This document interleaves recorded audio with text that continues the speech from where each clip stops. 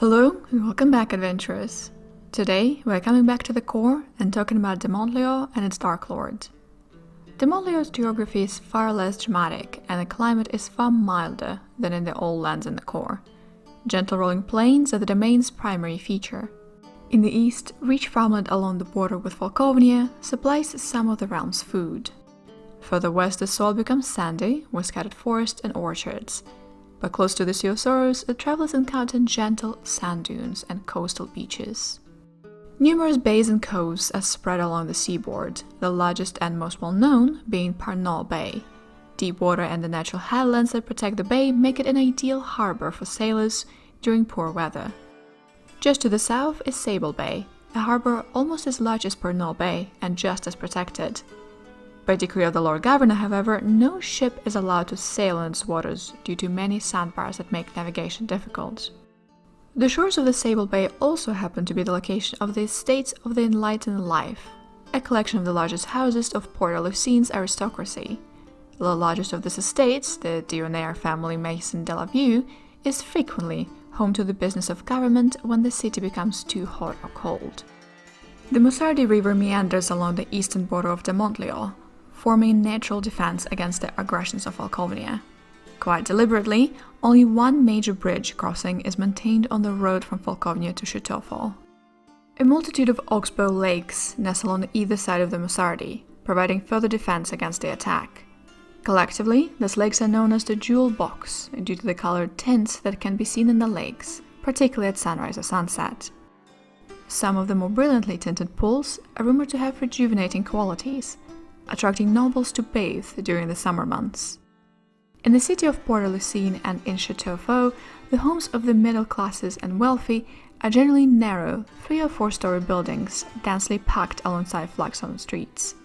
Most of the terraces are painted in soft pastel colors, with shallow roof made of dark brown or black shingles, with the edges deliberately decorated with detailed, patterned stonework. In the poorer areas, residences are only 1 or 2 stories high and are constructed of poorly worked stone and wood. Gardens are an important feature of any Dementlieu's household, particularly in spring. In the cities, flower boxes hang from the windows of any reputable household, while any rural mansion is expected to have large, elaborately styled gardens for summer strolls. The one herb I want to warn you about is dapplewort. It grows on Dementlieu's coastal sand dunes and produces bright pink flowers with a yellow center. As it goes to seed, the yellow center of the flower swells to the size of a small pea. When squeezed, the seed exudes a viscous fluid with consistency, smell, and taste of honey. If ingested, the liquid can cause subjects to be extremely receptive to the suggestions of those around them. The lack of any significant areas of wilderness within Dementlieu means that the land-based wildlife within the domain is relatively tame. But in trying to seek out some of the more unique creatures of Dementlieu, I was surprised at the lack of rumor or superstition about the horrors that seem to be mentioned in most other lands of the core. Truth be known, most residents of Dementleu's cities exhibit more suspicion and distrust of their friends and neighbors than any of the unsubstantiated specters of the night. The earliest piece of history I could confirm involves an individual named Leon, almost 300 years ago. The sources tell of people beset by woe and tragedy, caused in part by anarchy in which they lived, and in part by the raiders who regularly invaded their lands. These times were so terrible that the people had begun to call their land the Mad Place, the literal translation of the name Dementlieu. Then Leon gathered around him the most intelligent and respected members of each community, the healers, the chroniclers, the mediators, and the elders, and announced that the cadre of advisors, with himself at the helm, would provide the wisdom and guidance to lead this place of madness into the new era, and thus the Council of Brilliance was born. In the centuries that followed, Dementleu's history documents speedy intellectual and cultural development. The Dementleus soon regarded themselves as being far superior to any who didn't have the means to educate themselves, and believed their intellectual skills and cultural development to represent the most important cause of their success. With each successive Lord Governor, the gap between the classes grew. When Bernard Fauclain assumed the title, he began to forcefully segregate the peasants from the wealthy.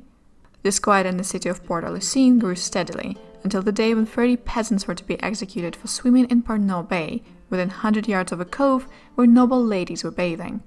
The poor of the city erupted in violence, descending on the Lord Governor's offices. Many gendarmes and peasants died that day, and Lord Governor Fauclain ended up being executed by his own guillotine. This event, occurring in 707 Barovian calendar, appears to be the most likely candidate as the seminal event connected with the emergence of Dementlieux from the mist. The clearest documentation of the Dementlieu's arrival in the core is in relation to the Dementlieu's annexation, which occurred as soon as Vlad Dracov saw this realm appear in the west. Official texts attribute the defeat of Dracov to the superior firearms that Dracov had not faced before, but local residents of Chateaufoux tell the story quite differently. Many confirm that when Falkovnian talents reached the city, they seemed to behave differently. Many surrendered and betrayed their own troops, making it easy for the defenders to ambush and kill the invaders. With the new Council of Brilliance in place, headed by Lord Governor Cambon, new laws were established to ensure minimum provisions of housing, food, and education to the poor. Claude Diener and his family arrived from the southern land of Morden at this time, and Claude was appointed to the council. His son Dominic was the one who suggested the move. An intelligent and perceptive child, Dominic's astute observation of people around him taught him much about human relationships. Only his mischievous nature matched his unquestioned intelligence, and he did not hesitate to use his talent for manipulating people to malicious ends. Using only the subtlest of words, Dominic could turn friends and even lovers against each other, taking great delight in every ruined relationship.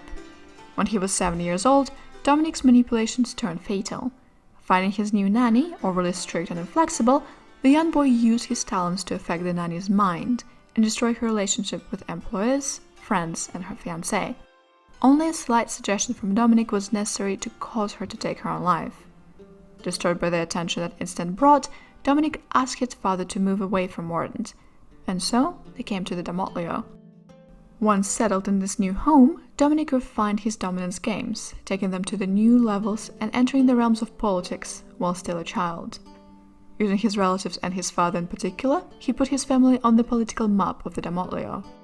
When he reached adulthood, Dominic discovered that his power over others' minds had become a supernatural gift. He realized that he was the most powerful entity at Dementlieu, bar none. Before he attained the age of 30, Dominic removed his father from the Council of Brilliance and set himself up as a chief advisor to the Lord Governor of Dementlieu, a position he has held ever since. It is hard to tell whose decision it was to sign the Treaty of Four Towers, but it is obvious that Dominic Diener is the real ruler of Dementlieu. Thank you so much for your time, patient listeners. Dementlieu reminds me a lot of Borca. In both domains, manipulation and gossip is the best way to achieve one's desires. So please, if you want to take part in that game, be careful while crossing the mists.